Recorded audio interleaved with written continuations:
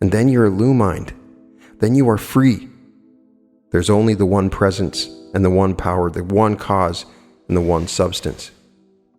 It will be wonderful when you come to that one conclusion. When Judge Troward was asked, what would you do if all the black magicians were praying against you, using the death prayer, crushing you in other words, pouring out imprecations?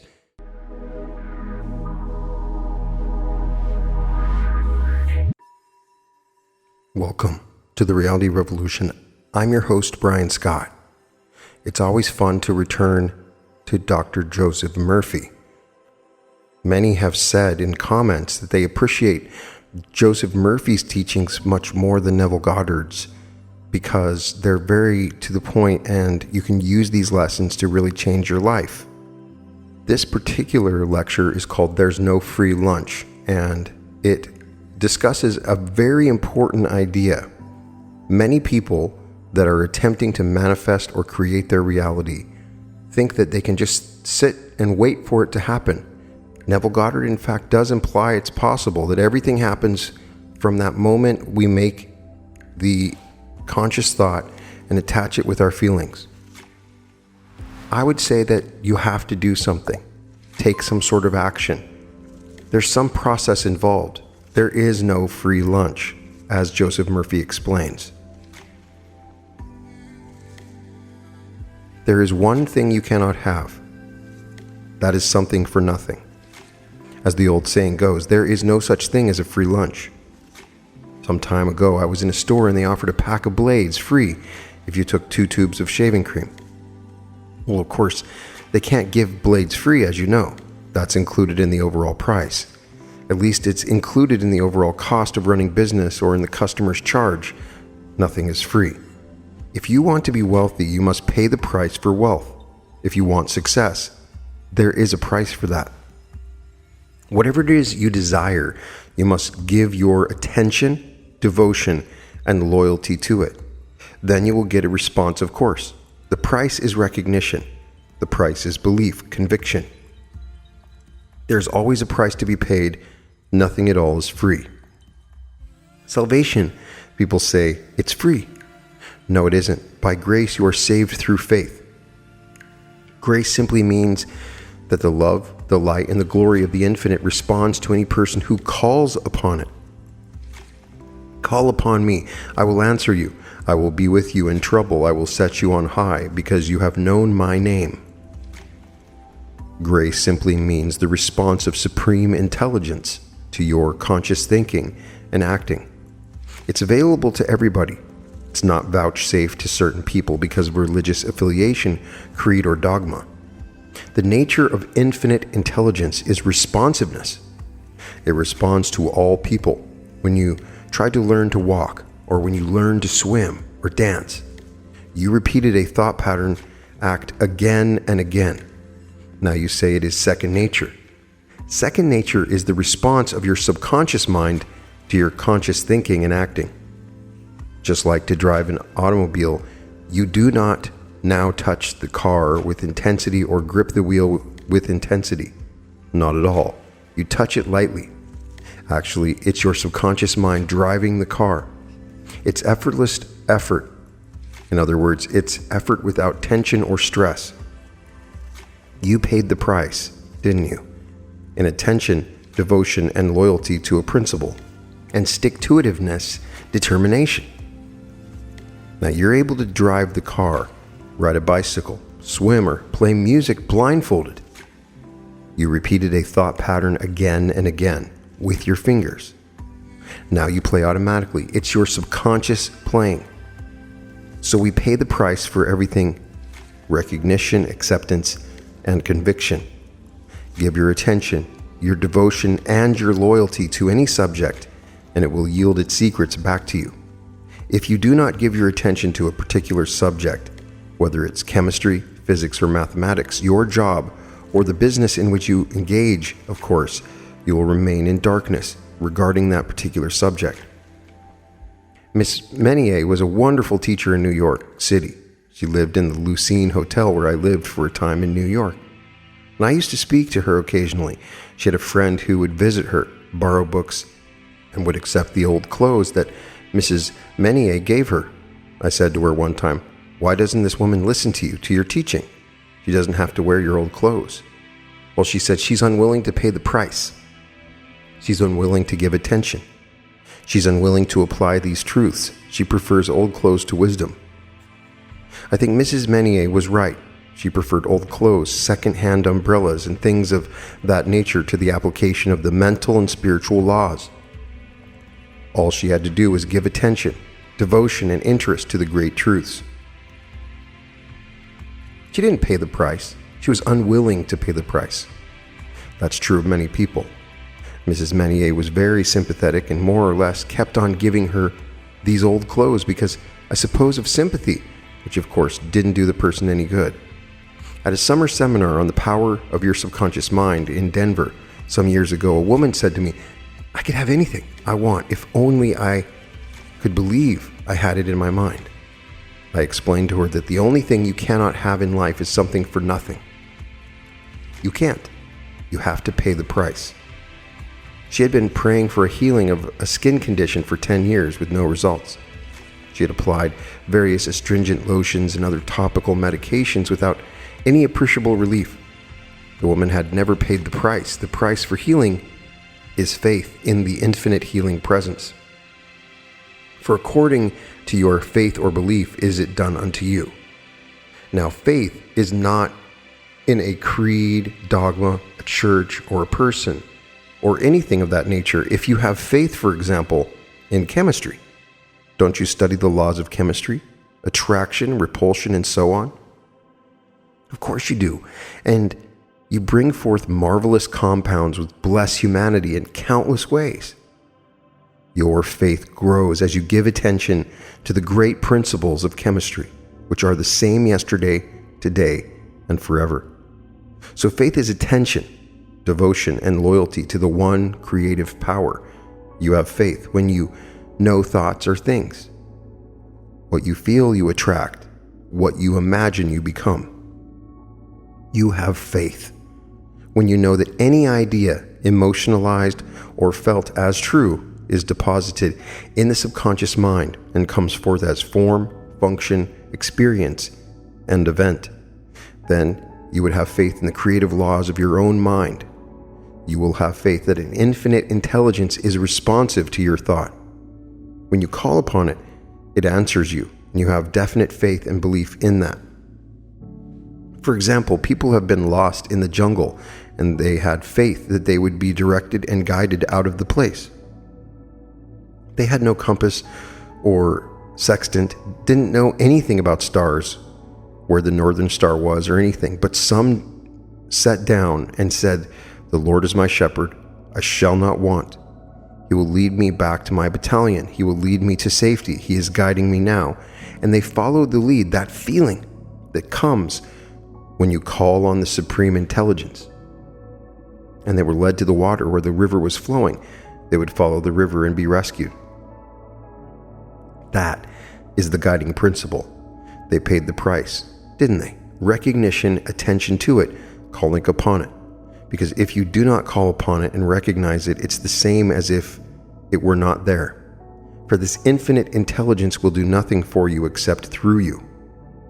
The price this woman had to pay was recognition of the power of the infinite, acceptance of the healing presence, and conviction that the healing is taking place now. She had been giving power to external, saying, "My skin is sensitive to the sun. I am allergic to cold weather. I believe this eczema is all over my arm due to heredity. My mother had a similar condition. It's my genes and chromosomes that are at fault." Her mind was divided. She was double-minded.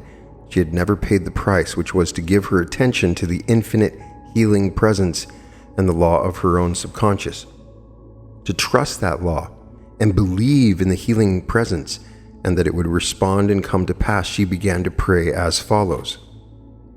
The infinite healing presence, which created my body and all its organs, knows all the processes and functions of my body. I claim, feel, and know definitely and absolutely that the infinite grandeur and glory of the infinite are made manifest in my mind and body. The wholeness, vitality, and life of the infinite flow through me now, and every atom of my being is transformed by the infinite healing presence.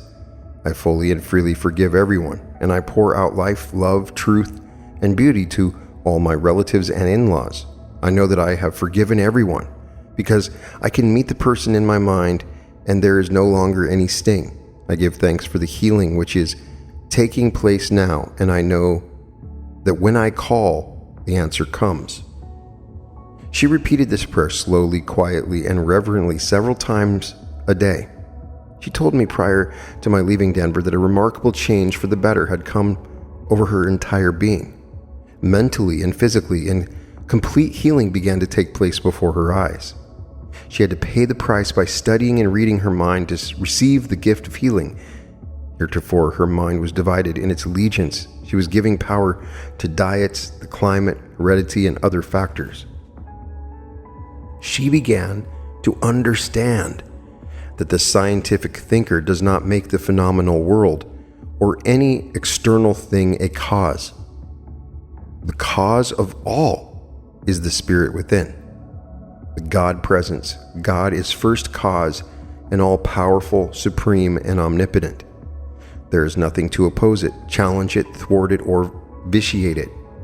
The moment you postulate another power, you are divided in your mind. Your subconscious does not respond to your divided and confused mind. If you begin to press the up and down buttons in an elevator, you would not go up or down, but remain where you are. Faith comes through understanding the laws of your mind and applying them diligently in all your affairs. You can grow in faith in the same way that I mentioned previously that a chemist grows in his knowledge of chemistry, or in physics, or mathematics, enabling the researcher to bring forth wonderful compounds for the alleviation of human misery, as well as removing the drudgery of life. Scientists are gradually growing in faith by constant research into the laws of nature, and they are accomplishing great things. Farmers have to deposit seeds in the ground in order to get a harvest. They must determine whether they're going to have wheat, oats, or barley. They make the decision and then plant the seed in the ground. They have to give to get. They have to give to the soil. In order for you to receive, you must first give to your mind. Before you can receive wealth, you must first impress your subconscious mind with the idea of wealth. Whatever is impressed on the subconscious is expressed on the screen of space. You have things you know by right of consciousness only. You must build the mental equivalent into your mentality, whatever it is you want. You do this by giving your attention and devotion to health, wealth, peace, harmony, or anything you want in life, for the infinite is within you. The gift has been given. God is the giver and the gift. You are the receiver. What can you give God? Can't give God anything. God is that infinite presence and power in all, over all, through all in all. The life principle, the progenitor, the father of all. What on earth could you give the infinite? It's all things to all humankind. It's everything. It's the blade of grass. It's the apple. It's the air. It's the seed. It's everything. The whole world was here when you were born. The only thing you can give God or the living spirit within you is recognition, honor, loyalty, and devotion. That's the only thing God promises us. Call upon me. I will answer you. I'll be with you in trouble and set you on high because you have known my name. The name is the nature of it. The nature is to respond to you. You are told before you call, I will answer. While you are yet speaking, I will hear. So the answer is already within you. The answer to any problem under the sun. Intuition is within you. You can be taught from within. Telepathy is within you. Clairvoyance, all these faculties are within you. You can change. Change your mind, and you change your body and change everything. Change your thoughts and keep them changed. All that any person can desire is already present in that divine presence within you, in which you live and move and have your being. God lives, moves, and has being in you. God is the life principle, the progenitor, and the living spirit almighty within you. For God is spirit. They that worship him in spirit and in truth. The very fact that you desire something is proof of the existence of that which you desire. The act of desiring on your part brings about a response from the supreme intelligence within you. The Eternal knows what things you have need of before you ask. The need is already satisfied. The gift has been given, for God is the giver and the gift, and you are the receiver. All things are ready if the mind is ready to receive them. Wealth and prosperity are now. Health is now. Peace is now. The healing presence is within you. Love is now. Joy is now. And power is now. Are you going to wait for the power of the Almighty to flow through you? It's within you now. Say, the power of the Almighty is flowing through me now. Are you going to wait for peace? Say someday you'll have peace of mind. The God of peace is within you, and that river of peace is flowing through you now. So the gift is already there. God is the giver and the gift. God dwells within you, so all things are ready if the mind is open to receive them. Accept peace and poise now. Accept inspiration now. Guidance now. And success now. You must open your eyes. You must open your heart and receive. If you have something in both hands, you must drop something to pick up something. Mustn't you? You must get rid of the false beliefs in your mind and accept the truth, which is for all things are ready if the mind is open to them. Ready your mind to accept the gift. The healing power of God is within you. It heals the cut on your finger. It's right there. When the surgeon removes a tumor, he says, nature will heal you. He removes the block. So you will always get a response. You have perhaps experienced this, that you tried to solve a particular problem. You racked your brain, so to speak. You asked others to help you. You looked up all the books. You tried to find a solution that the scientist or the chemist or the pharmacist sometimes does, or the research pharmacologist or the doctor or the surgeon or the business manager. You struggle with the problem. You try to get an answer, and then you are exhausted. You sort of give up, and you turn it over to the deeper mind. You go off to sleep. Perhaps sometimes the answer comes to you in a dream, in a vision of the night. It comes to you sometimes as you awaken in the morning. It pops into your mind like a toast out of a toaster. This happens over and over and over again. You paid the price. Attention, devotion, loyalty, and recognition of the supreme intelligence that alone knows the answer. When you surrender, when you give up, when you turn it over and say, there is that within me that knows, and then the answer comes, you engage supreme intelligence and an infinite presence and power, which responded to you, so you gave it attention and you got the answer. Einstein loved mathematics, and it revealed its secrets to him. He was engrossed and fascinated with the universe and its laws. The unified field theory came to him like a flash of lightning into his conscious, reasoning mind. He gave his attention, devotion, and industry to the subject of time, space, and fourth dimension, and his subconscious responded by revealing the secrets of these subjects to him. Edison experimented, meditated on, and explained the principle of electricity. He had an intense desire to light up the world and serve humankind, and electricity yielded secrets to him. He paid the price of perseverance, stick-to-itiveness, and confidence, knowing that the answer would come. Yes, he gave it attention and devotion too. He loved the principle of electricity. And of course, he brought forth countless inventions because he paid the price of attention, stick-to-itiveness, and complete dedication to his project, knowing in his heart and soul there was a subjective intelligence that would respond. He kept on keeping on, and his deeper mind never failed him.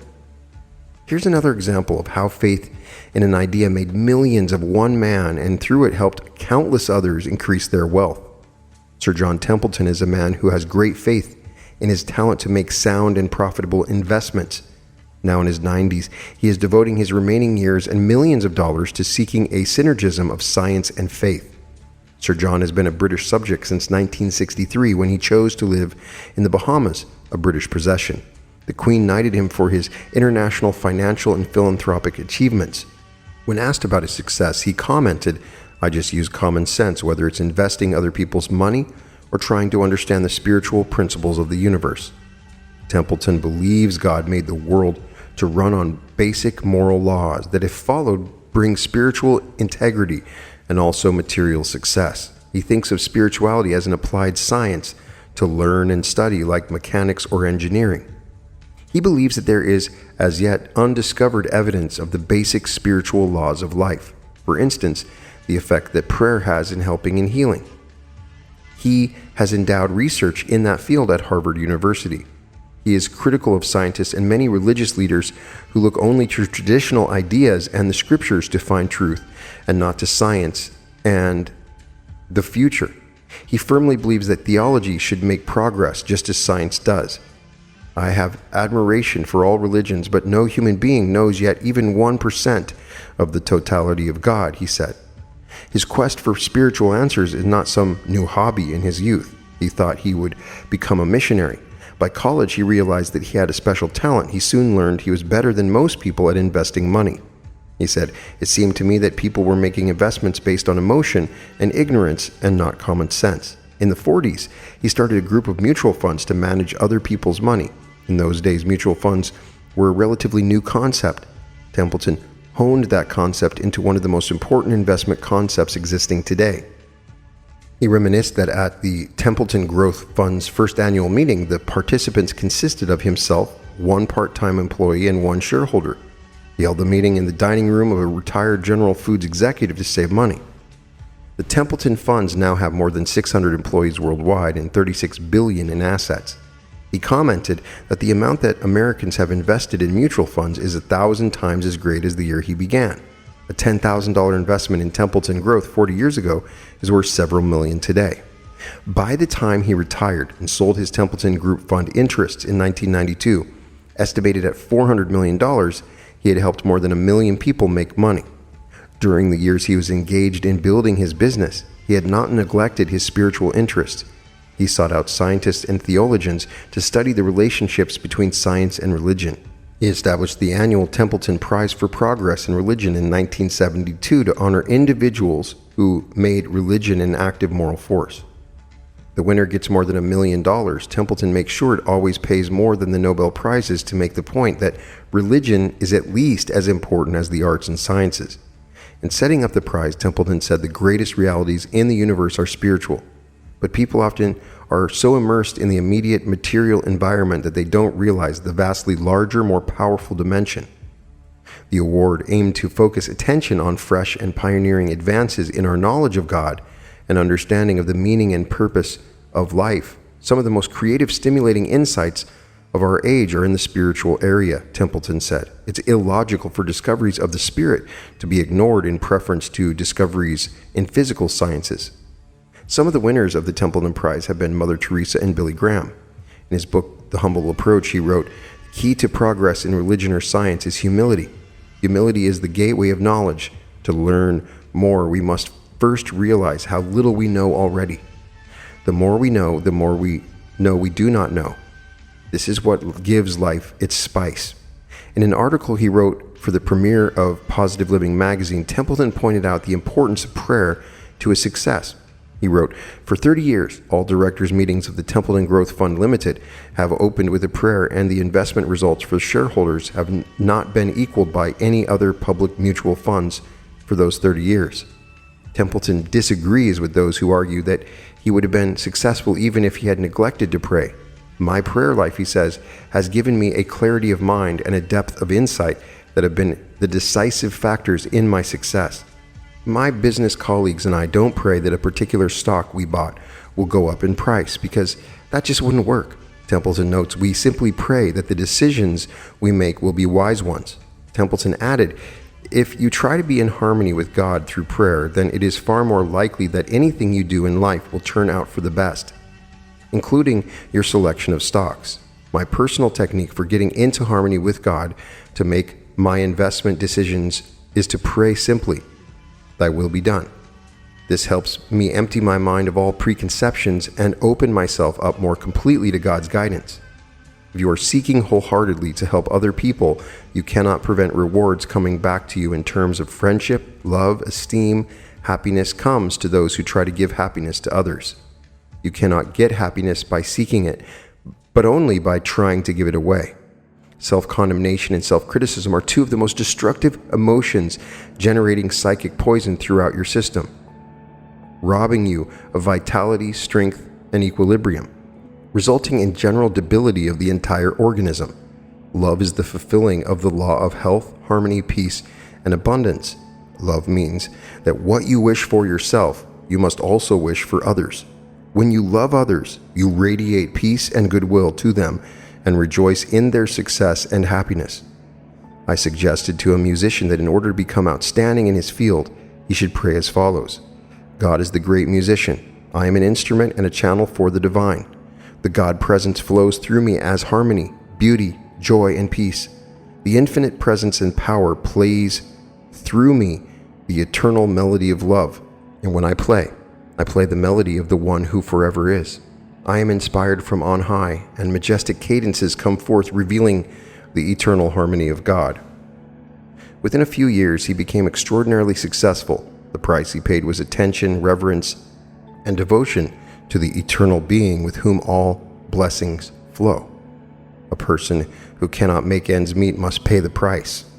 The price is not hard labor and burning the midnight oil. It is building into your consciousness the idea of wealth. You possess all things by right of consciousness.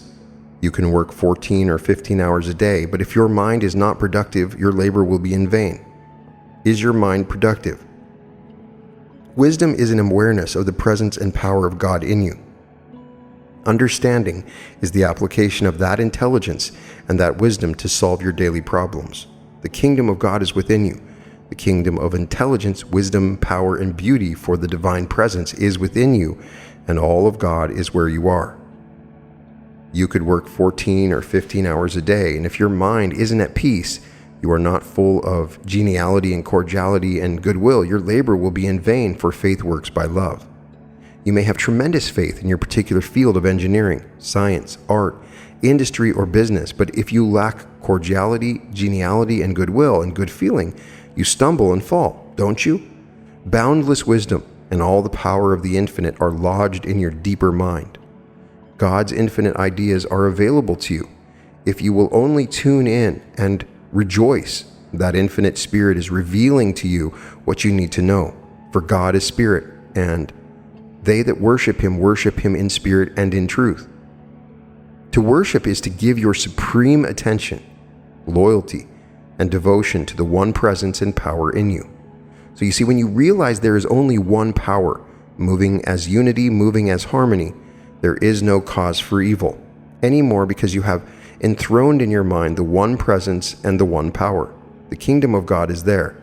This means infinite intelligence. Richard D., a member of my congregation, suffered major financial losses. He prayed for guidance and asked that creative intelligence reveal what steps he should take to move ahead in his life. He had an overpowering feeling to go into the desert. While musing there, the idea came to him. He shared this idea with an old acquaintance who ran a successful real estate firm in Los Angeles. He told him the tremendous potentialities he foresaw in that desert place. He visualized people leaving Los Angeles and coming out from the east to live in what was now just a desert place. In his mind's eye, he saw them build homes, hospitals, schools, and all that in that desert place. His friend hired him as a salesman to promote the development of that desert land. His success led to a partnership in the firm, and today he has become a multi-millionaire in real estate. The faculty of intuition is within you. Richard was taught from within what to do. He paid the price of recognition and of following the lead that came to him. The mere fact that you desire an answer means the answer is already present in your mental and spiritual world in which you live now, move, and have your being. Yes, it is there as an idea. There is a principle, an archetype, a pattern, for everything comes out of the invisible. You came out of the invisible yourself. So did the whole world. Again, realize that in him you live, move, and have your being. God lives, moves, and has being in you. God is the giver and the gift. You must be a good receiver. Receive the gift, many people are poor receivers. They say, the good things are not for me. They are for Mrs. Jones down the street. Well, everything has been given to you. God himself dwells within you. The whole world is yours. The sun shines on the just and the unjust. The rain falls on the good and the evil. Mathematicians tell us there is enough fruit that drops in the tropics to feed all humanity. It rots on the ground. Go out in the desert and pour water and it will grow anything. You can have an idea worth a fortune, a creative idea. Yes, it will come to you, too. But you must pay the price. Recognize it. You may be a stenographer, sales representative, business manager, chemist, or doctor, but you can say, Infinite Spirit within me, reveal to me better ways in which I can serve. God's creative ideas unfold within me, revealing to me new and better ways of accomplishing great things and of serving humanity. New ideas will come to you. Yes, original ideas and wonders will happen as you pray that way. But remember, you must recognize it is there. You must call upon it. You must have faith in it, not mumbo jumbo. Some years ago, I visited Jasper Park Lodge in Alberta, Canada. It's a very beautiful place. The waitresses, the waiters, and the staff there are all from various colleges in Canada. One of the waitresses there had a very perplexing problem. I suggested to her that at night prior to sleep, she turn over her request to her deeper mind. I said, you must recognize that it only knows the answer. Go to it with faith and understanding. When you do it, it will respond. You must pay the price. Price is belief and acceptance, recognizing it is there. When you turn the tap, you expect the water to flow, don't you? You pay the price. You believe the water will flow. Then you use your fingers to turn on the tap. She spoke to her deeper mind this way. Reveal me the answer. I know that only you know the answer. She lulled herself to sleep with this prayer. The next day, she received a telegram from Ontario that solved her problem. She had to pay the price by thinking about the answer. Knowing there was an answer, she gave attention to her deeper mind and received the answer in the morning.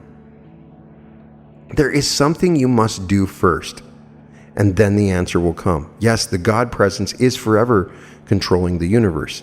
It guides the planets in their course, causes the sun to shine. It's operating in your body. It takes care of you when you are sound asleep. You must do something. You must begin to use it. Call upon it, and it will respond to you.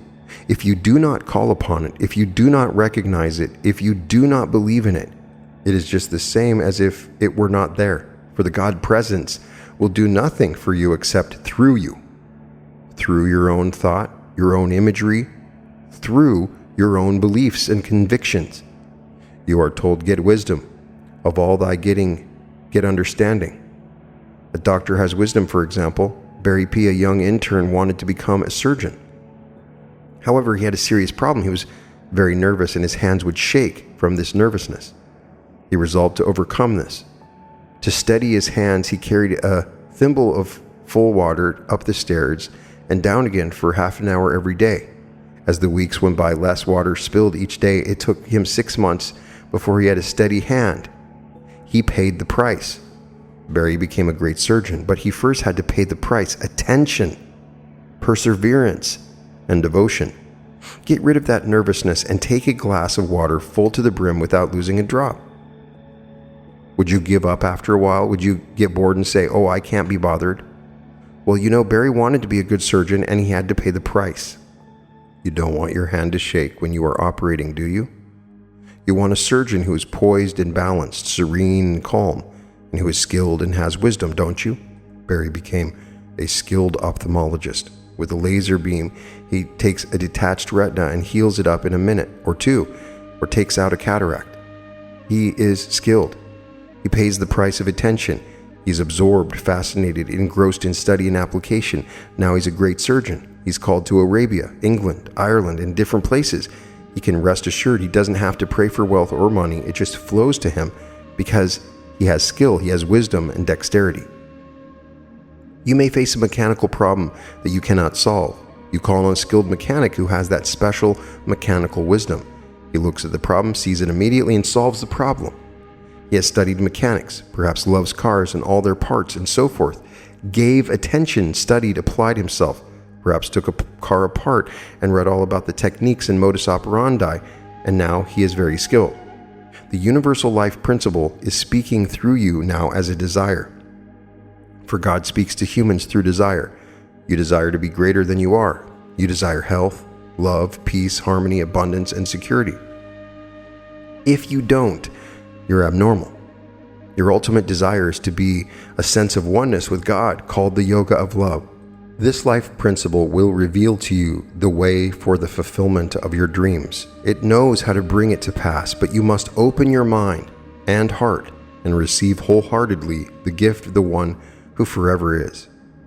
Cast out of your mind all preconceived notions, false beliefs, and superstitions, and realize that before you call, God will answer.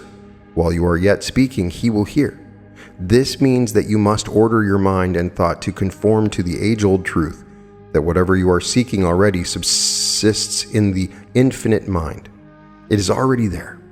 All you have to do is identify mentally and emotionally with your desire, idea, plan, or purpose, realizing it is as real as your hand or heart. For example, you may have a new invention in your mind. You haven't committed it to paper, you haven't drawn a diagram. A good sensitive psychic or medium or clairvoyant can describe that invention. Why? Because it is already in your mind and you are in rapport with the sensitive or the psychic and they can describe it. Why? It's already there. That's the reality of it. As you walk the earth in the assumption that your prayer is answered, you should have the joy of experiencing its reality objectively. The invention on the part of the inventor is as real as its objective counterpart. This is why your desire or new project is also real, subjectively speaking. That new book, that new play, where is it? It's in your mind. It's real. It has form, shape, and substance in another dimension of mind. I saw a girl dancing at Jasper Park Lodge. It was easy to see the wisdom, intelligence, order, and rhythm of the spirit flowing through her. She said she was dancing for God. To use her own term, she received tremendous applause for work well done. That's wisdom, isn't it? You see the beauty, the order, the symmetry, proportion, grace, and charm. All that's wisdom. She deserved the praise uttered. She danced gloriously and graciously and rhythmically. She told me that her teacher told her to always pray that God was dancing through her and that God's beauty, order, proportion, and wisdom would always function through her. Struggle, toiling are not the answer. Reverence for the infinite, contacting the infinite power, now that is the answer. Henry Hanlon, the editor of the British publication Science of Thought Review, was hard-pressed financially. One day, walking home on the snow, he suddenly became aware that the wealth, love, and goodness of God were like the billions of snowflakes falling all over London.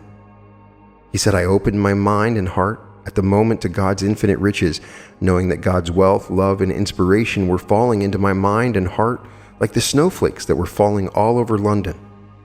From that moment forward, wealth flowed to him freely, joyously, and endlessly. He never lacked for wealth all the days of his life. He changed his mind, and according to the change in his mind was it done unto him. London, the fog of London, the snow, and everything else in his environment hadn't changed. The office was the same. Everything was the same. But he had changed. He had changed internally and became an instrument for the riches of life, spiritually, mentally, in all ways. There is no such thing as something for nothing. You must always pay the price, and the coin or course is attention. Give your attention to music, or to electricity, or to business, or your job, or to anything and love it. And it will give its secrets back to you. Love truth. If you have a hunger and thirst, all the inner meanings will be given to you, whether given to you from within or through a teacher. What difference does it make? For all wisdom is within you. That wisdom will be transmitted to you as you realize that the infinite is within you. Wisdom is the principal thing. Wisdom is the presence and power of God functioning in you. With all thy getting, you are told to get understanding. In all thy ways acknowledging God, and he will make plain thy paths. Trust in him, believe in him, and he will bring it to pass. There's an interesting article in the newspaper about Maud Toll, who is still wheeling and dealing at the age of 103. This is what it said. She peers out from behind her Coke bottle glasses, walking in small, slow steps towards her pride and joy. For most people her age, pride and joy would mean great-grandchildren or maybe even great-great-grandchildren, but for this 103-year-old woman, the greatest thing in her life is her car and electric job.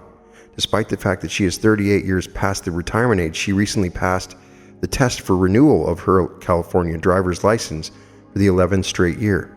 Maud Towle is one of the 10 oldest drivers in the state, but that is just part of her story. As spry at 103 as most are at 65, she handles payments for a home mortgage company 7 days a week. Isn't that wonderful? I'll never retire, she said, because if I ever did, I'd starve. They just don't pay enough with Social Security for even an old person like me to eat these days. This way, I never have to apologize to anyone. I can live the way I want and do the things I want without always being told what to do. Miss Towle lives in an Inglewood apartment house. Her best friend and constant companion, Ida Gleason, lives in a nearby apartment. Mrs. Gleason is another spring chicken. She's only 93. They ride in the crowded streets of Inglewood every day, bound for the market, the bank, or the local park where they love to spend their time playing cards under a shady tree. Mrs. Towle began driving in 1965, after her husband died. Since then, it has been she and Ida Gleason on their own. Mrs. Towle said she wouldn't have it any other way. I don't take any favors, she said. I earn everything I get. I've always made my own way, and I always will. But most of all, Mrs. Towle loves her car, a shiny brown and white electric two-seater. It only goes 20 miles an hour, but somehow it seems much faster. She carefully rolls back the cover that has kept the paint job looking new for 4 years. This task takes about 10 minutes. Then she's ready to unlock the doors again. The utmost care is used to make sure the paint isn't scratched. Finally, she climbs in and Mrs. Gleason sits beside her. And with a gentle whirring sound, Mrs. Towle and Mrs. Gleason are off for another busy day. It's interesting, isn't it? She loves life. She paid the price. She loves life. She's interested in life. She isn't interested in a handout or things of that nature. She is interested in contributing to humanity. She has a great love of life. It's interesting, serenity and tranquility, humor and laughter. That's what keeps you young. You know, patience never grows old. Love never grows old. Joy never grows old. Harmony never grows old. Laughter never grows old. Goodwill never grows old. Gentleness and kindness never grow old. Compassion or understanding. These are eternal, aren't they? And the life principle never grows old. It was never born. It will never die. Water wets it not, and fire burns it not, and wind blows it not away. So that life principle in you is eternal. We grow old when we are bitter, when we are resentful, hateful, when we are full of self-condemnation and ill will. These emotions and thoughts corrode our soul, and we grow old regardless of our age chronologically. There is a man who paid the price. Yes, a hunger and thirst, a great interest too. A vision gave James Watt, the inventor of the steam, the idea that changed the world. The engine was given to me from the outside, James Watt said. I did not create it, I only accepted it.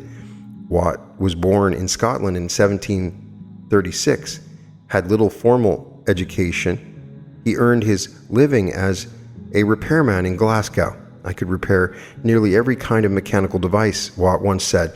One day in 1764, a customer brought a defective engine into my shop. This one event was to change my life completely. It was a new common engine, a very crude steam engine. It was occasionally used in mines to pump out water. It was never very efficient, and it consumed a lot of energy and accomplished very little work. While Watt was fixing the engine, he conceived the idea of an entirely new kind of steam engine that would overcome all the faults of the new common. But he lacked the knowledge to convert his idea into reality. Then a vision came to him one Sunday afternoon in May 1766, while he was walking in a Glasgow park thinking and dwelling upon the engine. In the vision, I saw a steam engine in complete detail. Before I walked much further, the whole thing was arranged in my mind. The next morning, he went to work. In less than 12 hours, he had built a new engine that efficiently harnessed the power of steam. He patented the idea in 1781, and in 1782 won additional patents for improvements. There have been few changes in it since 1782. Watt's invention was soon put to work in factories, replacing animals and men in triggering the start of the Industrial Revolution. That's why I said to you, you could have an idea worth a fortune. You can have an idea putting thousands to work. James Watt paid the price. The coin that he paid was attention, interest, and devotion, realizing that he could bring forth an engine that would serve humanity. There are a number of qualities that contribute to personal success in life. Some, like being born with good parents or in favorable country or social class, or with natural physical and mental endowments, are completely out of our control. But the ones that really count are the ones we can do something about. Among these, nothing is so important as the quality of persistence. You may take at random from a library shelf a biography of any man or woman who has made a lasting contribution to humanity. Some were extremely brilliant, others showed uncommon persistence. Let's take the case of Albert Einstein. In grade school, he was such an unimpressive student that when his father asked the headmaster what profession young Albert should pursue, the headmaster replied, "It really doesn't matter because he will never make a success at anything." Einstein became one of the premier intellectuals of the 20th century and probably the greatest physicist of all time, more by reason of determined persistence than because of easy genius. Many similar cases can be cited. In school, Winston Churchill was a very slow student. As a public servant, his career was thought to be rather dull, and until the crisis of World War II, he had failed to achieve most of his dreams and goals.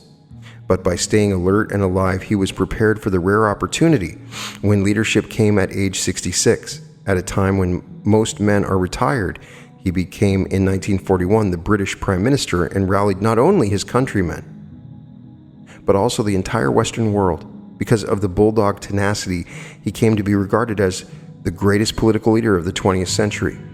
He paid the price, didn't he? Attention, devotion, loyalty, persistence, stick-to-itiveness, refusing to take no for an answer, always realizing there was a power that responded. The story of America's greatest statesman is likewise not a story of easy success, but one of dogged persistence. He failed in business at 21, was defeated for the state legislature in 1833, was elected to the state legislature in 1834. His sweetheart died in 1835. He had a nervous breakdown in 1836. He was defeated for speaker in 1838. He was defeated for elector in 1840. He was defeated for Congress in 1843. Finally, he was elected for one term in Congress in 1846, only to be defeated again for Congress in 1848. He was defeated for the Senate in 1855, was defeated for vice president in 1856, and was defeated again for the Senate in 1858. Finally, in 1860, he was elected President of the United States. These were just a few of the rough spots in the life of Abraham Lincoln. Franklin Delano Roosevelt, who was President of the United States longer than any other man, was severely crippled by polio and served his term of presidency during a long depression and a devastating war in a wheelchair. One of the great strengths was a powerful use of public speaking, especially at a time when the radio had given direct access to all American population. These famous fireside chats sounded informal and off the cuff, but at Hyde Park, New York, is a glass case displaying 9 drafts of one of Roosevelt's famous speeches. The first was rough, the second improved, the third showed still greater improvement. In the 8th draft, only one word had to be changed before the 9th and final draft was run. "Trifles," said Michelangelo, "make perfection, but perfection itself is not a trifle." You perhaps thought that in these fireside chats he was talking off the cuff. No! Think of the hours, perhaps the days, the experts and all those who gathered together to give him all the data and information, the specialists, and when the speech is put together and he goes over it again and again, that's perfection, isn't it? Perfection is not a trifle, and of course his talks had a tremendous influence. Churchill was also a spellbinder who appeared to speak completely extemporaneously. But as one of his biographers correctly noted, Sir Winston Churchill spent most of his life working on his impromptu speeches. I heard him talk one time. You'd think he was talking off the cuff, as they call it. Impromptu thought. No, there were days, yes, and weeks behind it. He would pace the floor, we're told, and talk to himself for hours, perfecting it. Press on, yes, nothing in the world can take the place of persistence. Talent will not. Nothing is more common than talented people who are unsuccessful. Genius will not. Unrewarded genius is almost a proverb. Education alone will not. The world is full of educated derelicts. Persistence and determination alone are omnipotent. But it's good to be reminded that they paid the price. They had to pay the coin. Persistence, stick-to-itiveness, determination, and attention. For attention is the key to life. It's the key to success, isn't it? It's spiritual awareness. And if you put this God presence first in your life and realize that supreme and omnipotent, it's the only power, cause, and substance. Give all your allegiance and devotion to that and realize it's your guide, your counselor, your way shower, your troubleshooter, your adjuster, your paymaster, and the source of all blessings. There is no other power. Think of the wonders that would happen in your life as you gave attention, your devotion, and your loyalty to that great truth. But the minute you give power to sticks and stones and created things, to men and women, and to the weather and the sand, to all these other things, look at the many gods you have. One condition does not create another. One circumstance doesn't create another. That means you are not willing to pay the price, and the price is the one power, the one presence, the one cause, and the one substance. And there is none else. That's the great illumination. That's the final word. When you awaken to that, you are a real truth student. Then and only then are you a truth student. Now be honest with yourself. Ask yourself this question: do I really believe in my heart there is only one presence, the living spirit within me? Do I believe that it is omnipotent, omnipresent, omni-action? That's all there is. The very ground I'm walking on? Do I then give any power to the phenomenalistic world or any created thing? Do I give power to stars, to the sun, to the moon, the weather, men and women, sticks and stones? Karma, past lives, or things of that nature, or voodoo, or evil entities, or devils? There are no such things. There isn't room for any devil. In all, over all, through all in all, I am, and there is no one else. And from the rising of the sun, the setting of the same, there's none else. And you're willing to pay that price? You must pay that price. And then you're illumined. Then you are free. There's only the one presence and the one power, the one cause and the one substance. It will be wonderful when you come to that one conclusion. When Judge Troward was asked, what would you do if all the black magicians were praying against you, using the death prayer, crushing you, in other words, pouring out imprecations? Troward responded, I'd say, cockle-doodle-doo. Why? He knew where the power was. They had no power. Suggestion is a power if you accept it, but it's not the power. The power is the one power moving as unity. No divisions or quarrels in it. How could spirit fight itself? How could one part of spirit fight another part of spirit in any part of the world? That's the greatest of all truths, friends. I, the Lord, am a jealous God. Jealous means in this sense that you must not know other gods. Not jealous from a human standpoint, because the minute you give power to any other created thing, that moment your mind is divided. You're double-minded, unstable in all your ways. Double-minded people cannot ask anything of it. Is like the woman mentioned earlier who was blaming her ailment on the climate in Denver, on the genes and the chromosomes, heredity, on the sun, and on everything. But the cause was within herself all the time. She learned to pay the price and got a healing.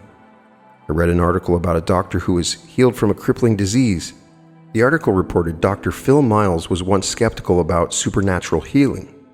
But no more. When a bizarre disease attacked his body, gnarling and paralyzing his limbs, it was faith, not modern medicine, that cured him. It was a miracle, declared El Paso, Texas physician, joy shining in his eyes.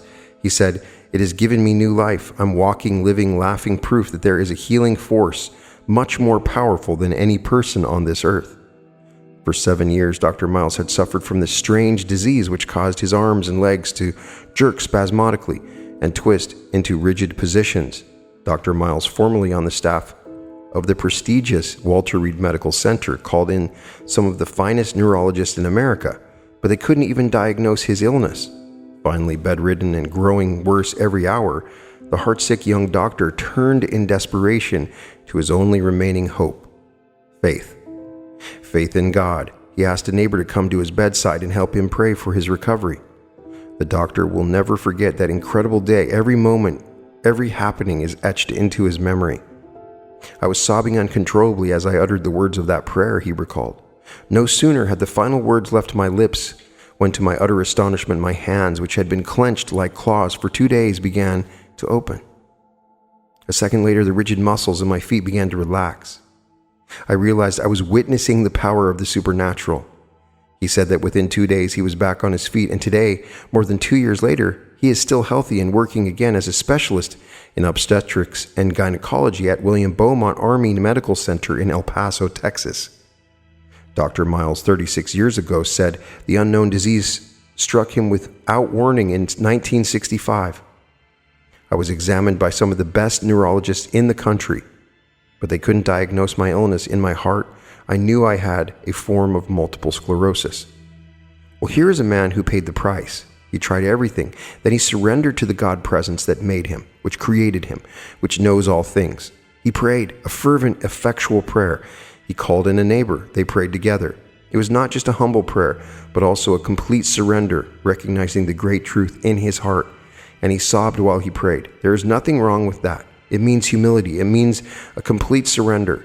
Say, I am turning over the whole thing to that which is, which knows all and sees all. Are you going to say, it is hard for me?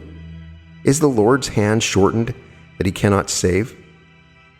Realize that everyone has to pay the price, and that price is attention, recognition, acceptance, and conviction. You can pay the price too. All you have to do is call upon it. It answers you. It's impersonal, no respecter of persons. Let us dwell upon these great truths. My God shall supply all my needs according to his riches and glory. In quietness and in confidence shall be my strength. God richly gives me all things to enjoy. With God, all things are possible. Before I call, God answers. According to my faith, it is done unto me. If thou canst believe, all things are possible to him that believeth. He shall call upon me. I will answer him. I will be with him in trouble. I will deliver him and honor him. The Lord is my life and my salvation. Whom shall I fear? The Lord is the strength of my life. Of whom shall I be afraid? God, in the midst of you, is guiding me now. And that concludes There's No Free Lunch by Dr. Joseph Murphy. And in a nutshell, nothing is free. If you want to be wealthy, you must pay the price for wealth. If you want success, there is a price for that. Whatever it is you desire, you must give your attention, devotion, and loyalty to it. Then you'll get a response. Of course, the price is recognition. The price is belief. As he says, it's conviction. There's always a price to be paid. Nothing at all is free. He's not saying it's an expensive price. He's not saying it's hard. He's saying to give your attention, your devotion, and your loyalty to any subject, and it will yield its secrets back to you. If you do not give your attention to a particular subject, whether it's chemistry or physics or math, your job or the business in which you engage, of course, you will remain in darkness regarding that particular subject. In order for you to receive, you must first give to your mind. Before you can receive wealth, you must first impress your subconscious mind with the idea of wealth. Everything comes from within, but that process of coming from within then requires a price for it to be without. Whatever is impressed on the subconscious is expressed on the screen of space. You have things you know by right of consciousness only, and you must build the mental equivalent, something that Emmett Fox talks about, into your mentality, whatever it is you want. Cast out of your mind all preconceived notions and false beliefs and superstitions, and realize that before you call, God will answer. He says that many times in this lecture. He hears you before you even speak. And so he advises that you must order your mind and thought to conform to that truth, that whatever you're seeking already exists in your mind, already exists in the universal mind, in the infinite mind. It is already there. All you have to do is identify mentally and emotionally with your desire, your idea, or your plan or purpose, whatever it is. Realize it is real as your hand or your heart. Wisdom is the presence and power of God functioning in you. And I love that when he says, in all your ways acknowledge God and he will make plain your paths. There's so much wisdom in every one of Joseph Murphy's lectures. And when you read it, you come out of it just with the confidence that you can change the universe, that it's a simple thing. It's such a powerful idea. The idea that we can create our reality is a powerful idea. But then people try to do it and it doesn't work because they don't pay the price. Are you willing to pay the price? And when you do, you will reap such great rewards from the price that you pay. So make that investment and pay the price. You can find all episodes of The Reality Revolution at therealityrevolution.com. Check out our playlist with all the Joseph Murphy material. There's so much amazing material from Joseph Murphy. I have learned so much and applied his stuff to change my life. And welcome to The Reality Revolution.